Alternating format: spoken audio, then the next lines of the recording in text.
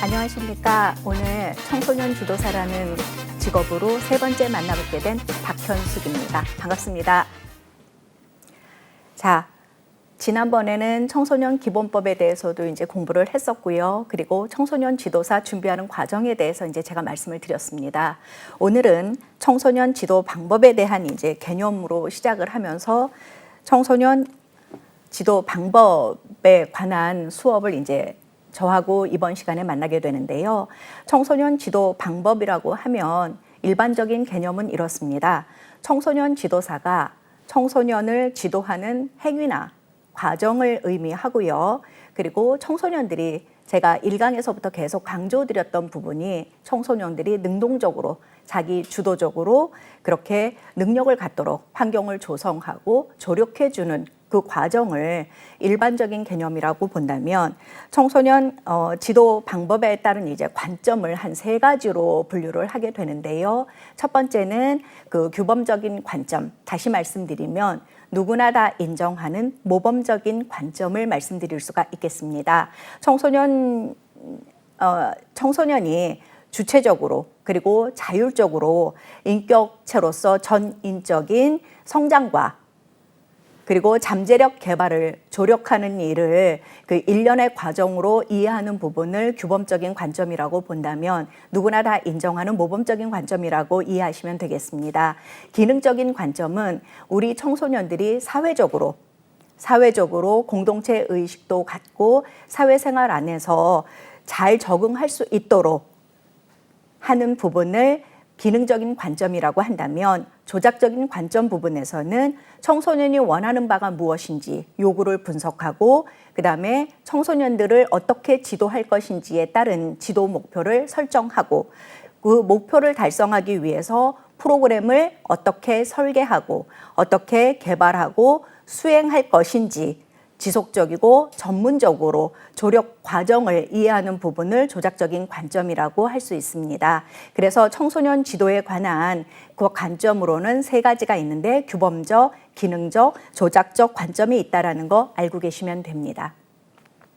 청소년 지도 방법의 개념으로는 활동 주체면으로 보겠습니다. 청소년들은 활동을 주로 많이 하게 되는데요. 청소년들이 어떠한 특성을 갖고 있는지, 우리 청소년들이 수련 활동과 여건은 어떻게 되는지, 그리고 프로그램은 어떻게 진행을 할 것인지, 활동 매체는 무엇을 선택하시는지에 따라서 달라지는데요.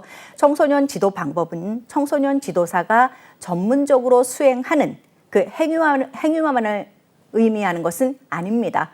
청소년이 참여하는 특성도 알아야 하고요. 청소년의 활동 양식도 알아야 하고요. 청소년의 학습 행위도 효과적으로 지원하는 이 부분을 다 알아야 합니다. 다시 말씀드리면 청소년 지도사라고 하면 청소년들의 활동과 학습을 촉진시키고 프로그램의 목적을 효과적으로 성취하기 위한 모든 일련의 활동과 과정을 말씀드릴 수 있습니다. 자, 청소년 지도 방법에는 여러 가지가 있는데요. 방법의 조건 중에 가장 첫 번째, 청소년 및 참여자의 조직화 과정을 볼 수 있습니다.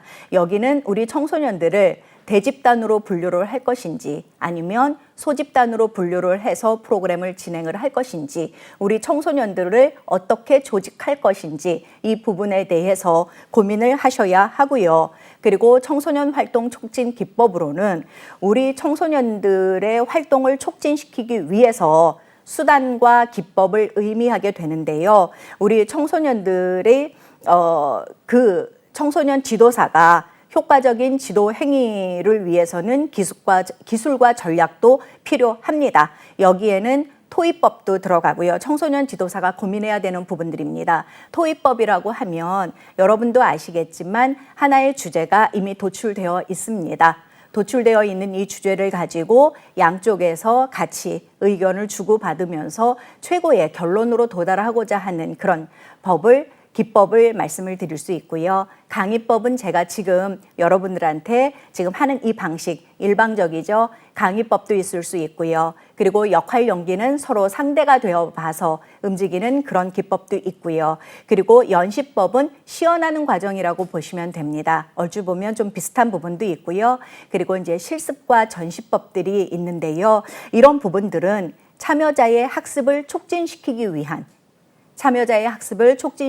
위한 동기와 전략에서 굉장히 중요하고요. 그리고 참여를 촉진하는 방법이라든가 상호작용 기법에서 굉장히 중요한 역할을 하게 됩니다.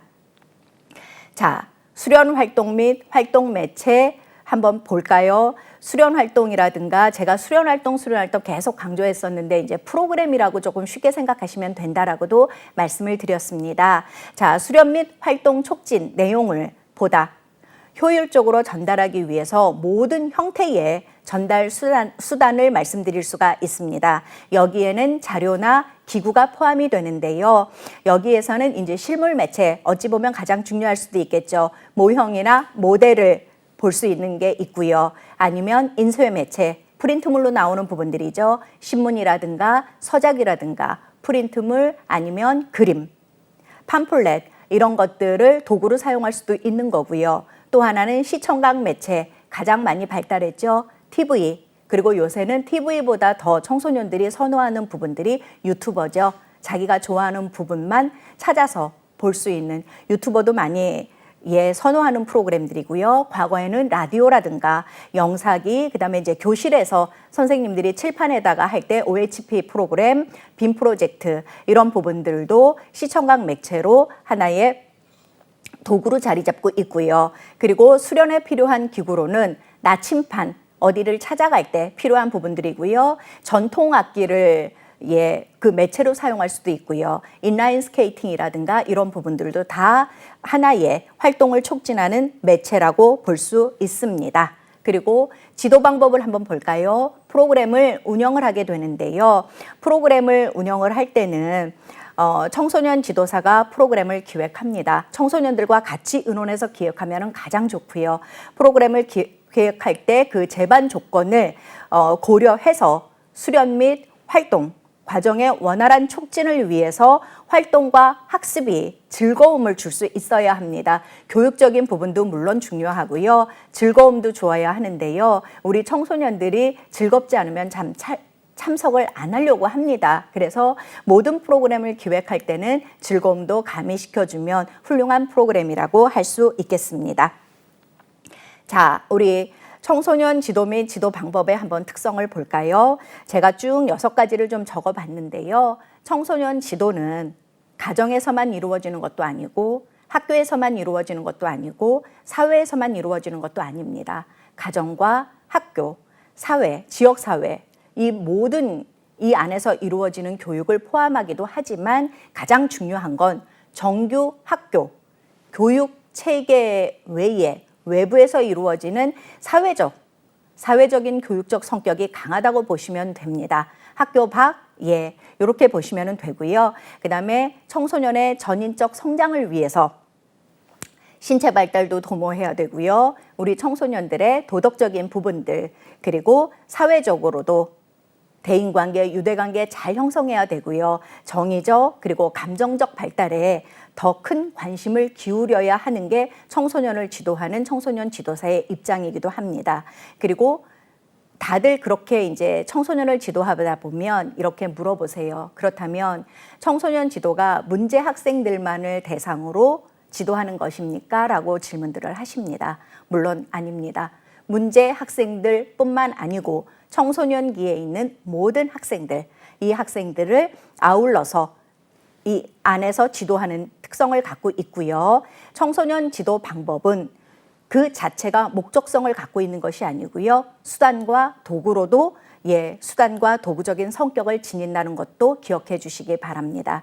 그리고 청소년 지도 방법은 계속 이제 앞으로도 계속 말씀을 드리겠지만 목적을 어디에 둘 것인지, 청소년 지도를 할 때 대상은 누구며 청소년 지도는 어느 공간에서 어느 장소에서 이루어질 것인지 이런 부분들이 사전에 치밀하게 치밀하게 기획되거나 계획되지 않으면 프로그램을 진행시킬 수가 없습니다. 모든 청소년 프로그램은 사전에 계획을 하고요. 그리고 치밀한 의도적이고 체계적인 활동이다라고 보시면 됩니다. 청소년 지도는 그러면 학교 교육 차원을 보조하는 것이냐? 아닙니다. 학교 교육 차원 외에 그게 아니고요. 청소년이 건전하고 유능한 한 인간으로 성장할 수 있도록 지원할 수 있는 환경까지 조성하면서 프로그램을 염두에 두고 지도할 수 있는 그런 청소년 지도사가 필요하다고 하겠습니다. 자, 여기까지가 청소년 지도 및 지도 방법의 이제 특성에 대해서 알아봤는데요. 가장 중요한 거는 청소년, 모든 청소년을 다 대상으로 지도하는 사람들이 누구라고요? 청소년 지도사입니다. 자, 그러면 청소년 지도 방법의 영역을 한번 봅시다. 청소년 이해 및 특성이 있고요. 청소년 기도 비법 및 방법이 있잖아요. 청소년 이해 및 특성 볼까요? 청소년 지도사는 우리 청소년들의 신체적 발달, 그리고 정서적 발달, 그들의 감성까지 어루만질 수 있는 그런 특성과 그리고 인지적이고 사회적 특성까지도 정확하게 파악할 수 있어야 합니다. 우리 청소년들이 청소년 지도사 앞에 다가올 때는 저희끼리 하는 얘기가 있습니다. 우리 청소년 인생 자체가 걸어온다고요. 그렇기 때문에 청소년 지도사는 늘 노력해야 되고 이들의 특성을 파악하기 위해서 부단히 노력을 해야 합니다. 자, 청소년 지도 기법 방법 아까 볼까요? 기존의 청소년 지도가 교실에서 교사 중심적으로 이루어졌다면 지금의 청소년 지도는 경쟁 학습에서 벗어난다고 보시면 됩니다. 현장 학습, 경험 학습, 그리고 협동 학습 이 위주로 움직인다고 보시면 되는데요.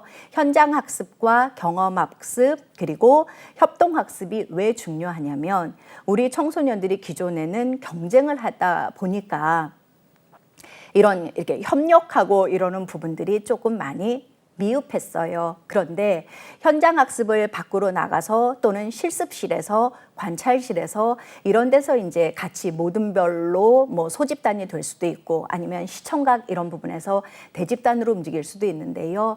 이곳에서 이제 학습을 하다 보면 서로 협력하는 것도 배우게 되고요. 지적 수준도 많이 향상이 되게 되고요. 이러다 보니까 요새는 현장 학습 위주로 많이 프로그램화 하려고 노력을 하고 있습니다. 자, 청소년 지도 방법론 영역 중에서 그렇다면 청소년 지도의 이론적 원리를 한번 살펴볼까요? 자, 상호 학습의 원리가 있고요. 현실성의 원리가 있고요. 융통성의 원리, 오락과 유희의 원리, 그리고 효율성 원리와 자발성과 주도성의 원리를 들 수가 있습니다. 상호 학습의 원리는 여러분들도 잘 아시다시피 청소년과 참여자가 서로 학습을 효과를 증대시키는데 초점을 맞추어서 운영되는 원리라고 한다면 현실성의 원리는 일상생활에서 일어나는 일상생활을 고려해서 적절한 지도 방법을 적용할 수 있어야 합니다. 그리고 융통성의 원리, 프로그램을 진행하다 보면 다양한 방법들이 동원이 됩니다. 이럴 때 한쪽만 청소년 지도사가 고집해서도 안 되고 우리 청소년들이 가는 그 방법에 대해서도 서로 융통성을 고려해서 움직여야 되고요. 그 다음에 오락과 유희의 원리를 들 수가 있는데요. 여기에서 오락과 유희적인 원리라고 한다면 일회성으로 단순하게 재미로 끝나는 그런 프로그램은 지도는 안 된다는 뜻입니다. 오락과 유희가 적절하게 가미가 되지만 그 안에는 교육적으로 지도 방법이 전달될 수 있어야 하고요. 그리고 효율성의 원리. 자, 능률적이고 효과적인 관심을 기울여야 하고요. 누가요? 청소년 지도사가요. 누구한테요? 청소년들에게요. 그리고 마지막으로 가장 중요하다고 볼 수도 있지요. 자발성과 주도성의 원리입니다. 여기에서 자발성과 주도성은 청소년 지도사를 얘기하는 것이 아니고요. 청소년들을 말씀드리는 겁니다. 청소년들이 어떤 프로그램에 참여하든 우리 청소년들이 스스로 능동적으로 나설 수 있어야 되고요. 자기 주도적으로 움직일 수 있는 그런 활동에 초점을 맞춰야 한다는 원리가 청소년 지도 원리 중에서 제가 지금 6가지를 말씀을 드렸습니다.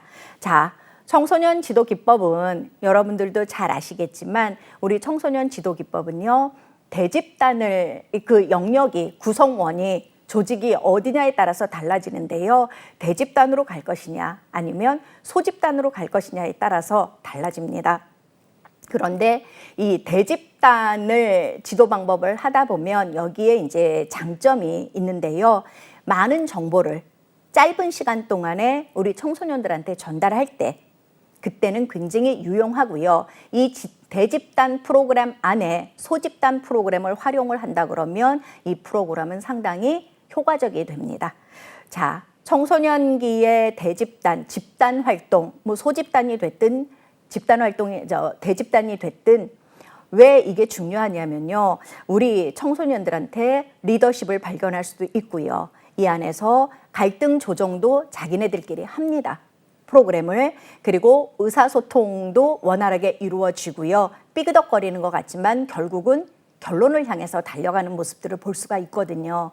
그리고 사회적인 신뢰 같은 사회적 기능 향상에 상당히 도움이 됩니다. 그래서 집단 활동은 청소년 시기에 참 중요하다라고 여겨지고요. 이 집단 활동을 통해서 상대를 배려하는 배려심도 배우게 되고요. 서로 협력하는 협동심도 배우게 되고요. 그리고 마음이 넓어지는 자기 고집만 피우지 않는 그런 것들을 이 집단 활동에서 배우기 때문에 청소년기의 집단 활동은 상당히 중요하다 하겠습니다.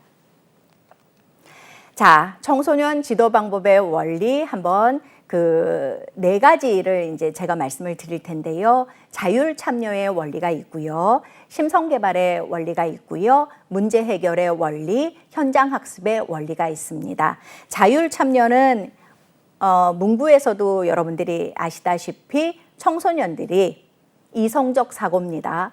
이성적 사고에 기초해서 자신이 참여하고 싶은 청소년 활동에 대해서 본인 스스로 결정을 하고요. 그리고 청소년 활동에 참가함으로써 상호 작용하고 경험을 서로 공유한다라고 되어 있습니다. 이게 자율 참여의 개념인데요. 청소년 지도 방법에서 자율 참여의 원리는 가장 중요합니다. 청소년 스스로 참여의 주체가 된다라는 것을 보실 수 있고요. 자신의 궁극적인 활동 목적을 달성하고자 하는 게 자율 참여의 의지입니다. 자, 그러면 자율 참여의 방법이 있습니다. 어떻게 참여를 하느냐? 프로그램에 참여하는 방법도 있고요. 우리 친구들 스스로, 청소년들 스스로 누구는 기획자 역할을 하게 되고 누구는 비전과 목표를 우리 어떤 프로그램을 할 것인지 비전과 목표를 설정하기도 하고요. 누가요? 청소년들이요. 그리고 자, 프로그램의 지도자 역할도 자기네들이 좀 합니다. 누구는 스탬프로서, 누구는 총괄하는 담당자로서, 누구는 프로그램을 이끌어가는 사람으로서 이런 그 리더십 기술도 개발하게 되고요. 그리고 나서 프로그램을 평가하는 평가자 위치에도 서게 됩니다. 자, 우리 프로그램이 정말 효과성 있게 잘 되었는지 이 부분도 분석하는 역할도 하게 되고요. 자율 참여에서는 또 대표단도 구성을 하면서 청소년들이 회의도 하게 되고요. 그리고 자문위원단도 구성을 합니다. 그래서 필요한 어떤 활동을 하게 될 때 그 필요한 부분들에 대해서 통찰력도 제공하는 역할들도 자문위원으로서 하게 되고요. 끝으로 운영위원회의 역할도 맡게 됩니다. 자, 운영위원회, 이사회 하면서 이제 그 의사결정기구 참여해서 투표권 행사할 수 있는 이런 역할까지 다 감당할 수 있는 활동들이 그 자율 참여의 방법입니다. 우리 청소년들이 잘 못하는 것 같지만 정말 이렇게 딱 맡겨놓으면요. 자기네들끼리 그 안에서 뭔가를 만들어냅니다. 어떤 때는 청소년 지도사로서 깜짝깜짝 놀랄 때가 있어요. 저희들이 예상치 못했던 부분까지 우리 친구들이 건드리는 거를 볼 수가 있거든요. 처음은 미흡한 것 같아 보여도 나중에는 정말 훌륭한 작품들을 많이 도출해내는 경우들을 볼 수 있습니다. 그래서 자율 참여 방법은 상당히 중요하다 볼 수 있고요. 자, 그렇다면 우리 친구들이 스스로 자율적으로 이 프로그램에 들어왔습니다. 그렇다면 그냥 하느냐? 아니죠. 아까 제가 말씀드렸습니다. 이성적 사고에 의해서 자율 참여를 했으면 그 부분에 대해서는 책임감도 부여해야 합니다. 우리 친구들이 책임감도 갖도록 해야 되고요. 여기에서 그럼 청소년 지도사들은 무엇을 하느냐? 청소년 지도자들은 일관성 있고 헌신적으로 우리 청소년들을 잘 보필해줘야 하고요. 그리고 청소년 활동도 격려해야 합니다. 그 다음에 우리 친구들이 프로그램에 대한 목표를 설정했다면 이 결과가 어떻게 나오는지에 관한 부분까지도 예측할 수 있어야 하고 우리 청소년들이 결과를 이해할 수 있도록 진행해야 되고요. 활동 과제는 너무 어려우면 안 됩니다. 쉽게 그리고 이해하기 쉽게 제시해야 하고요. 청소년 지도사와 그렇다면 청소년들은 어떤 관계를 형성해야 하느냐. 상호 신뢰가 되지 않으면 프로그램 진행할 수 없어요. 신뢰를 바탕으로 움직여야 되고요. 서로 친밀한 관계를 형성해야 하는데요.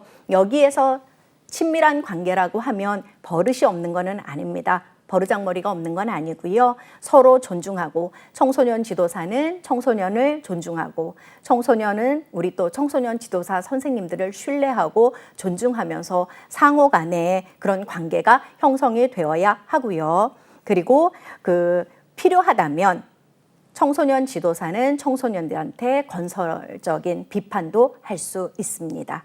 그리고 이 프로그램이 운영되는 이 시간이 정말 청소년들한테 유익하고 재미있는 시간인지 이 부분도 봐야 되고요. 청소년들끼리도 서로 의지하고 신뢰할 수 있어야 되는 자율 참여, 이 부분 중요하다 하겠습니다.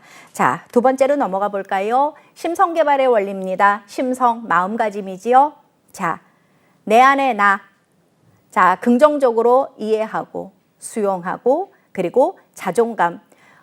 우리 청소년들 중에는 자존감이 낮은 친구들도 있어요. 이 자존감을 향상시켜야 되고 그리고 긍정적으로 삶의 태도를 형성하게 만들어주는 게 심성개발의 원리입니다. 자, 심성개발 조금 더 들어가 볼까요? 조아리의 창문이라고 하는 것이 있습니다. 여러분들 많이 들어보셨을 거예요. 마음의 창이라고도 하고 마음의 4가지 창이라고도 합니다. 이 마음을 이제 자아의식 모델이라고도 부르는데요. 여기에서는 자, 그림에 나타나 있는 개방 영역이 있고 맹인 영역이 있고 그리고 은폐 영역이 있고 마지막에 미지 영역이 있습니다.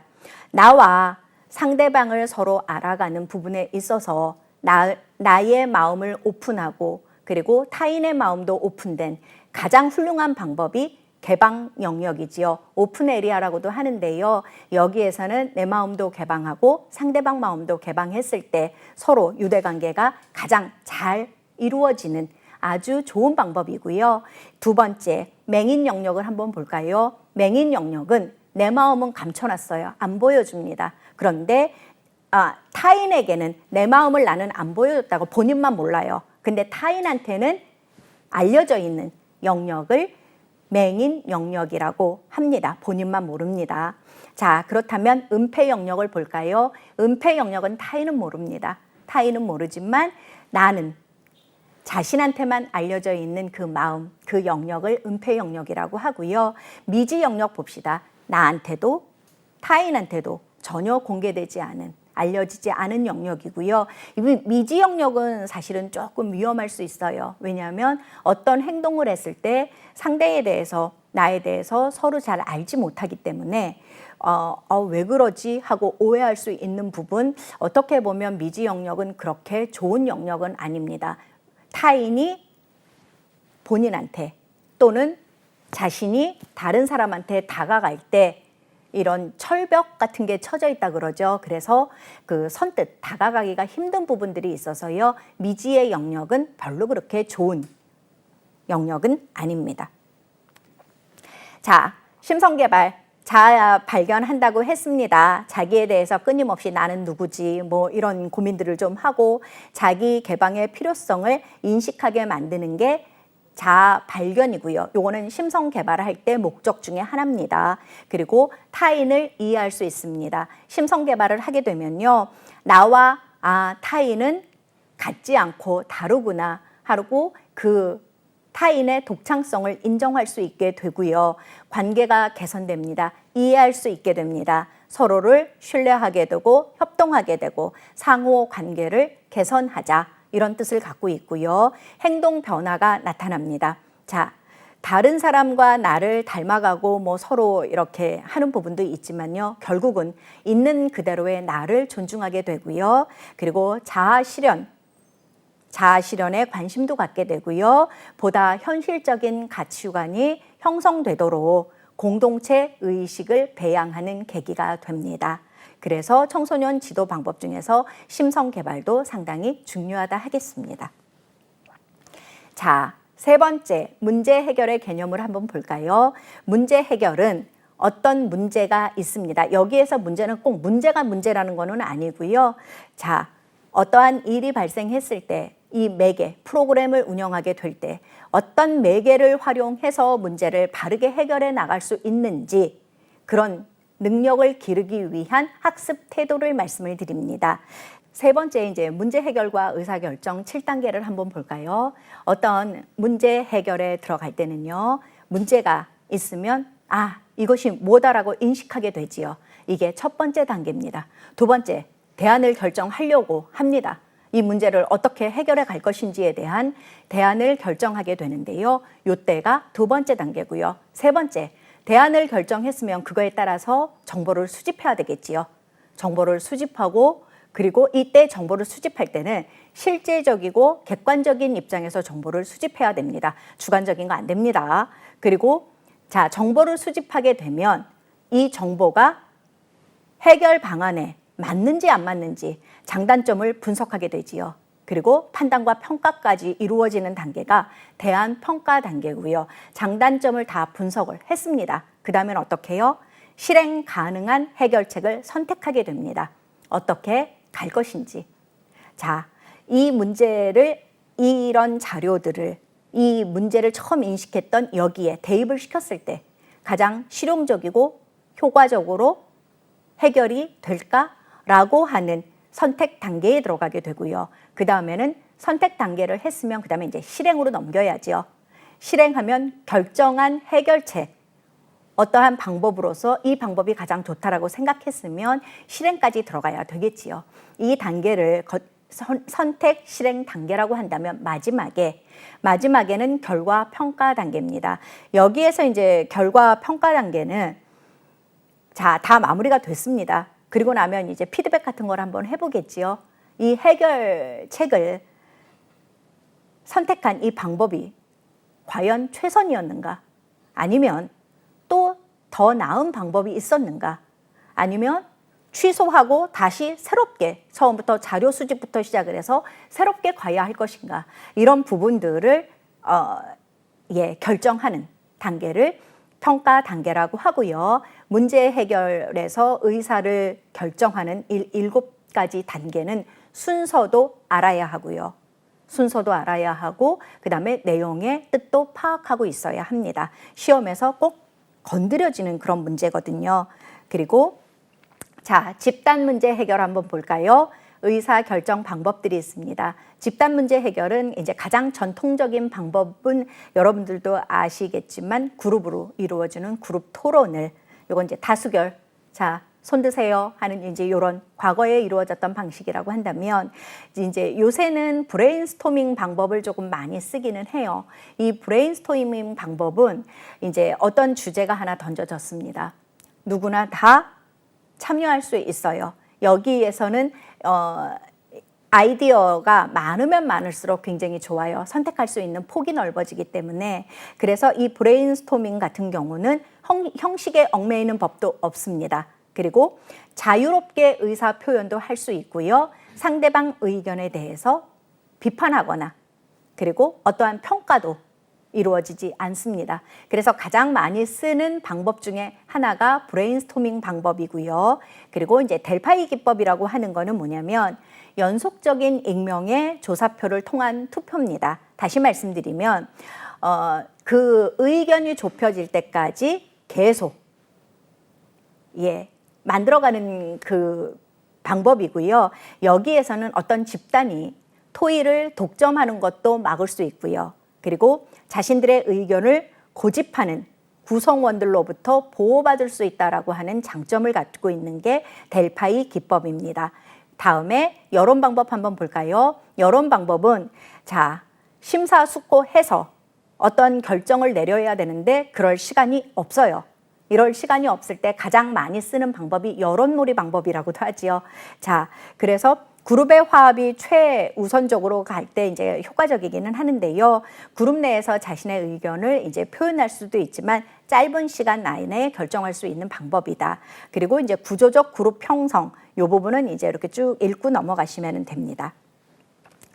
볼까요? 현장학습, 굉장히 제가 중요하다고 말씀을 드렸습니다. 이 현장학습은 왜 중요하냐면 기존에 우리 친구들이, 우리 청소년들이 교실 수업 위주로 진행을 했다면 이제는 교실을 벗어난 수업, 현장 위주의 체험 활동으로 진행된다는 걸 기억해 주시기 바랍니다. 체험학습이라고 하는 건 여러분들 많이 알고 계세요. 현장학습가요, 체험학습해요, 경험학습해요, 이런 얘기들을 이제 듣게 되는데요. 체험학습은 실험실에 가서 실험할 수도 있고요. 아니면 이제 관찰, 운동장에 나와서 꽃들, 나무들 관찰하는 방법도 있을 수 있고요. 조사를 한다던가 어떤 그 수집 과정, 토론, 견학, 이런 체험이 반드시 동반된 학습을 체험학습이라고 하고요. 체험학습은 학교, 교실을 벗어나서 온몸으로 다 직접 경험하는 오감각을 다 동원한다고 하지요. 눈으로 보는 시각적인 거, 코로 냄새를 맡는 후각적인 방법, 귀로 듣는 청각적인 방법, 맛을 보는 미각적인 방법도 있고요. 손으로 만져보는 촉각적인 방법도 있습니다. 직접 온몸으로 직접 경험하는 방법을 현장 체험 학습이라고도 합니다. 현장 체험 학습의 그러면 효과는 어느 정도냐? 현장 체험 학습은요, 교과 활동에서 배웠던 거를 직접 가서 실천에 옮길 수 있는 면에서 굉장히 효과적이고요. 지역사회가 당면하고 있는 문제점, 그리고 미래 생활에 대한 사려 깊은 통찰력을 가질 수 있습니다. 현장 학습을 다녀오면 아이들이 부쩍 큽니다. 엄청 많이 커요. 지식도 자라나죠. 여기에서 우리 친구들이 협동심도 길러지지요. 이러다 보니까 현장 학습을 요새는 참 많이 선호하는 편이고, 부모님들이 과거에 우리 아이들 개근상 타게 해야지 이러는 부모님 안 계십니다. 요새는 현장 학습을 간다고 하면 결석 처리 안 돼요. 갔다 와서 그 보고서만 제출하면 되니까요. 그래서 현장 학습이 정말 중요하다라는 거 알고 있고요. 현장 학습 계획 수립할 때 우리 청소년 지도사 여러분들이 이제 청소년 지도사 자격증을 취득을 하고 저의 후배로 들어오셨을 때 가장 많이 접하는 부분이 이 부분입니다. 현장 학습 계획 수립 프로그램을 계획해야 되고요. 이 프로그램을 운영해야 되고요. 평가까지 들어가는 가장 많이 접하는 부분이기도 하는데요. 현장 학습을 계획 수립할 때 가장 중요한 거, 첫 번째, 장소. 어디를 선택할 것인지, 어디로 갈 것인지, 이게 너무너무 중요합니다. 장소를 선택하고 나면 그냥 이론적으로 인터넷 서핑만 하면서 이렇게 보는 것이 아니고요. 우리 친구들이 가서 다치는 곳은 아닌지, 현장에 갔을 때는 늘 변수라는 게 작용을 하거든요. 그래서 여기에서 현장 계획을 수립할 때 장소를 선정하고 나면 가장 먼저 프로그램 기획 들어가기 전에 현장 답사는 필수입니다. 사전에 현장 답사는 필수고요. 여기 현장 답사를 갔을 때에 가장 중요한 것, 동선거리 파악해야 됩니다. 어떤 수단으로 이동할 것인지도 알아야 되고요. 우리 친구들이 만약에 숙박을 경험한다 그러면 잠자리는 괜찮은지, 그리고 식사는 깔끔하게 쾌적하게 맛있게 잘 나오는지, 이런 부분들도 다 세밀하게, 제가 아까 말씀을 드렸죠. 우리 청소년들을 지도하거나 프로그램을 인솔할 때는 청소년 지도사가 다분히 의도적이고 체계적이고 기획돼서 움직인다라고 말씀을 드렸습니다.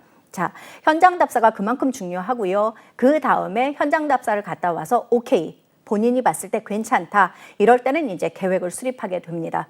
목적은 어떻게 잡을 것이고 이 현장 답사를 통해서 이루고자 하는 목표는 무엇이며 그리고 언제 갈 것이고 대상은 굉장히 중요합니다. 대상, 부모님과 함께하는 프로그램으로 진행을 할 것인지 아니면 초등학생 대상으로 진행을 할 것인지 중학교 대상으로 진행할 것인지 대상의 특성 파악해야 된다고 제가 말씀을 드렸습니다. 가족과 함께 할 때는 상관이 없는데요. 청소년들끼리의 프로그램을 진행을 할 때는 대상이 초등학생들과 고학년 초등학생과 중학생만 섞어놔도 잘 안 돼요. 그리고 초중생을 같이 섞는 프로그램이다. 정말 따로 놉니다. 안 섞입니다. 그렇기 때문에 대상이 누군지도 정확하게 봐야 되고요.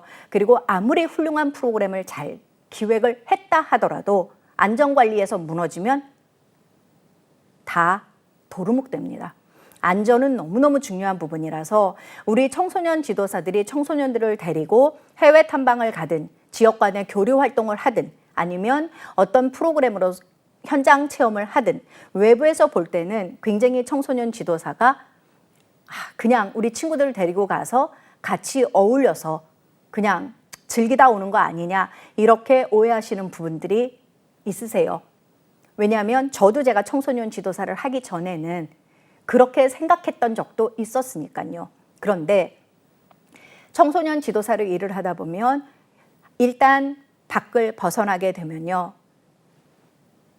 처음부터 끝까지 저희들은 머릿수를 확인하다가 볼일을 다 본다라고 표현을 합니다. 해외 탐방 저도 많이 다녀봤는데요. 가서 많이 뭔가 보고 왔느냐? 아니요.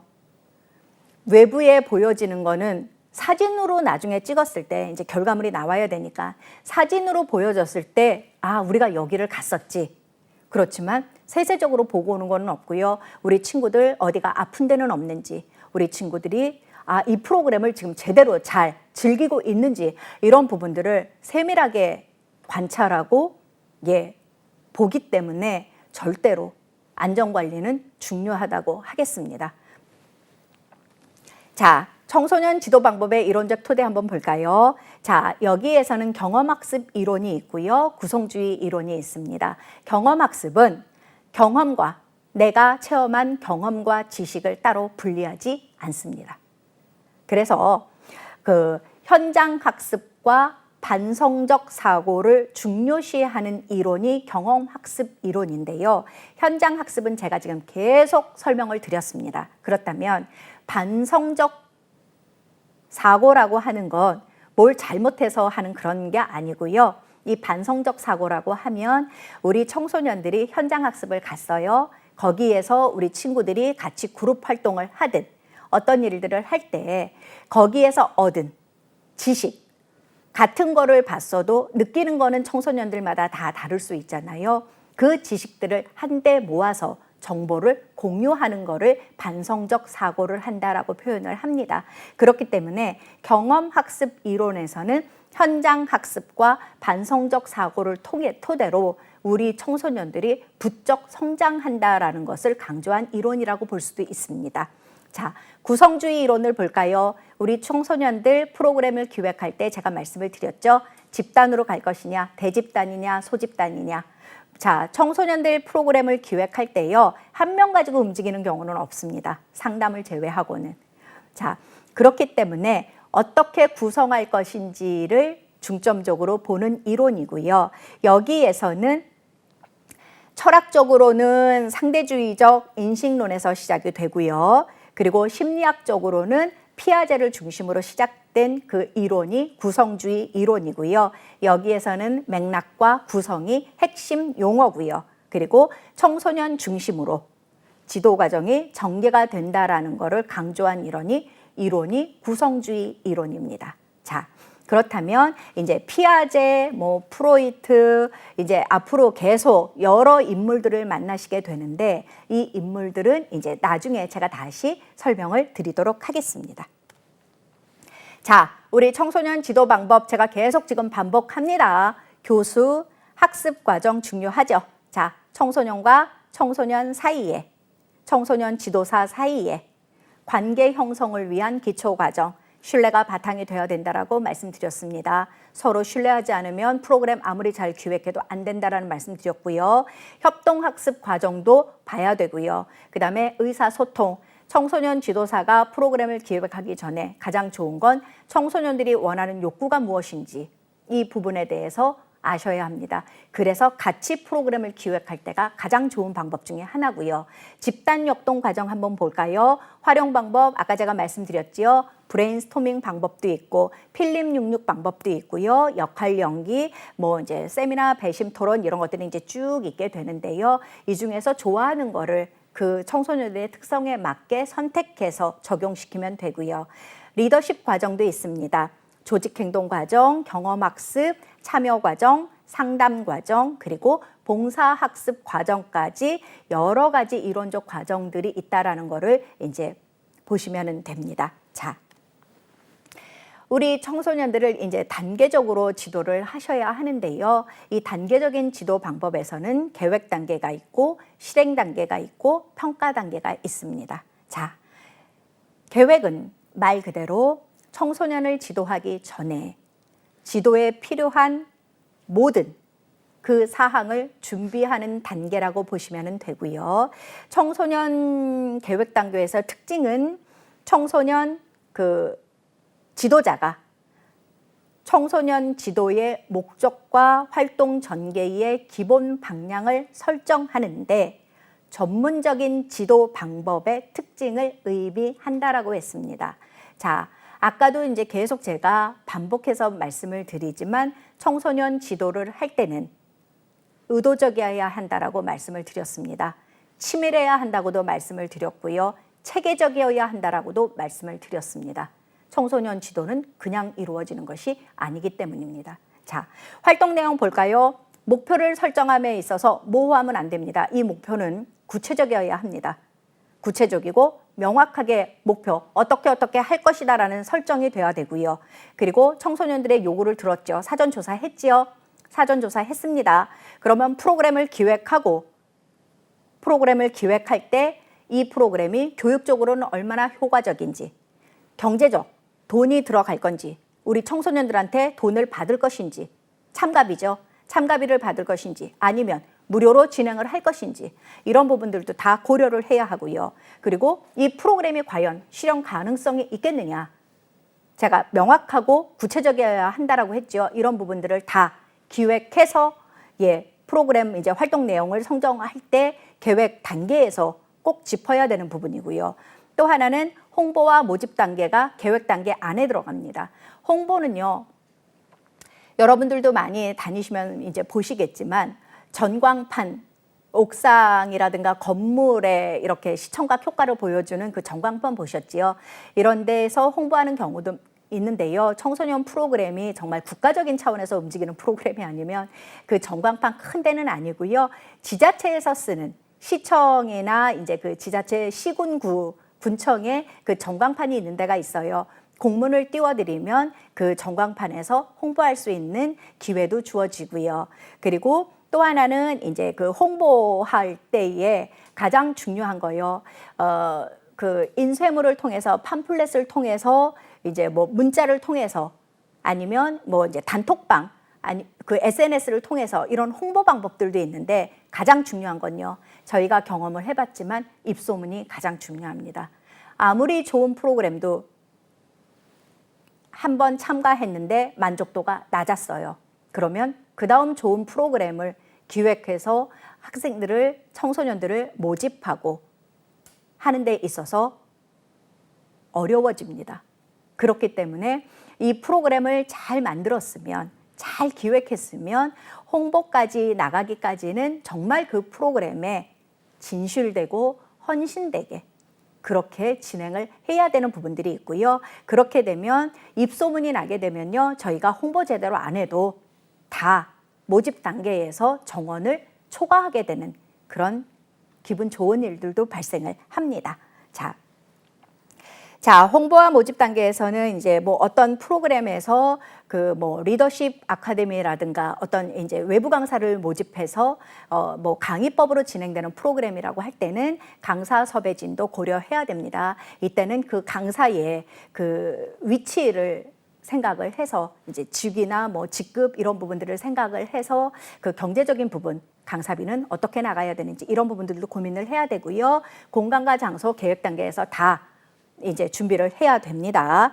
자, 실행 단계 볼까요? 계획이 이제 다 결정이 됐습니다. 그렇게 되면 이제 우리 청소년들하고 같이 실천해야죠. 실천해야 되는 단계인데요. 여기에서는 청소년 지도사가 우리 프로그램이 진행되는 동안 청소년들을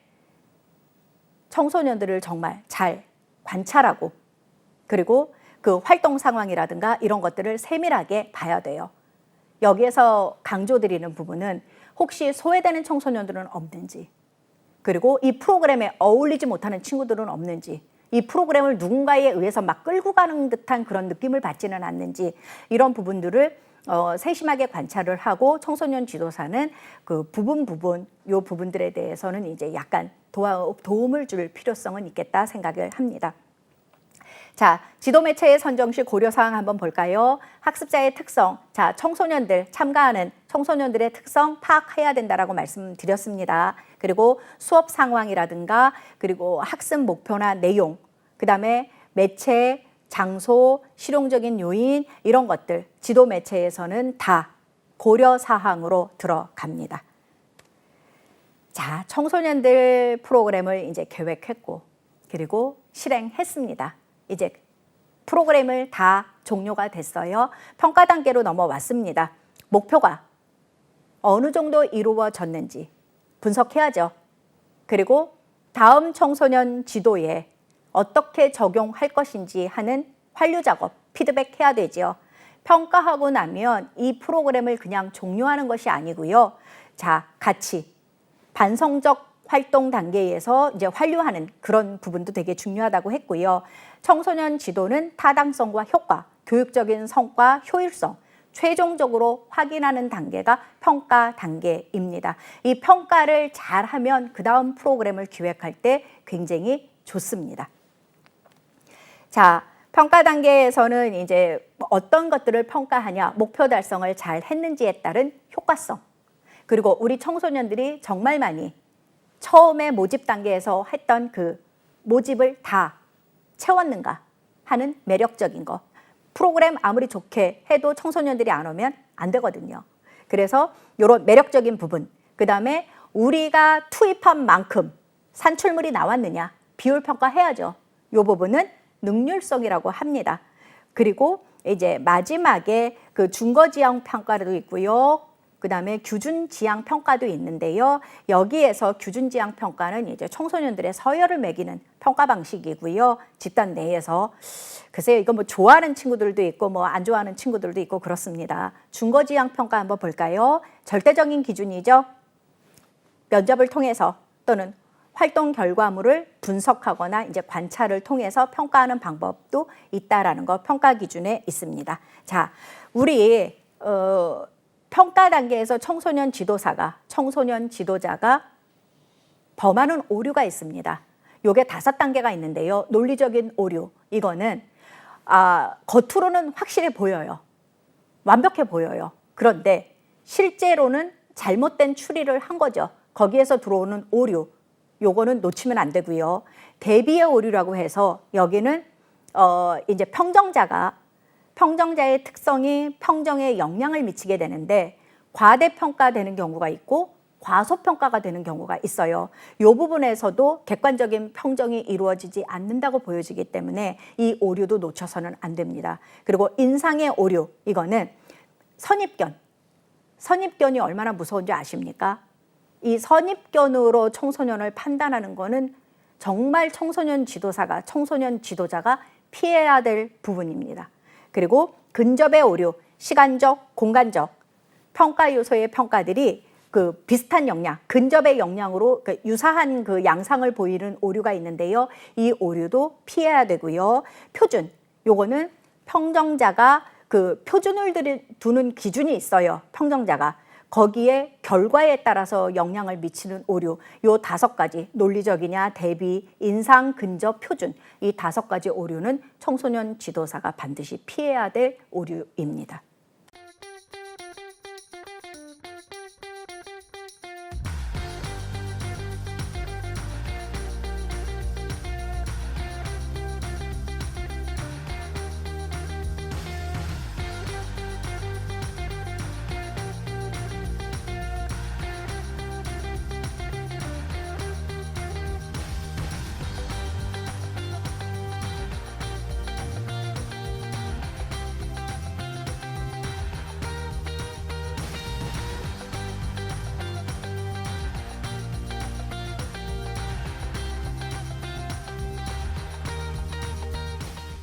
자, 지금까지 이제 그 지도 방법에 대해서 말씀을 드렸는데요. 청소년 지도사가 피해야 할 오류까지 배우셨지요. 오늘은 여기까지 이제 수업을 하고 다음 수업 시간에 다시 뵙도록 하겠습니다. 고맙습니다.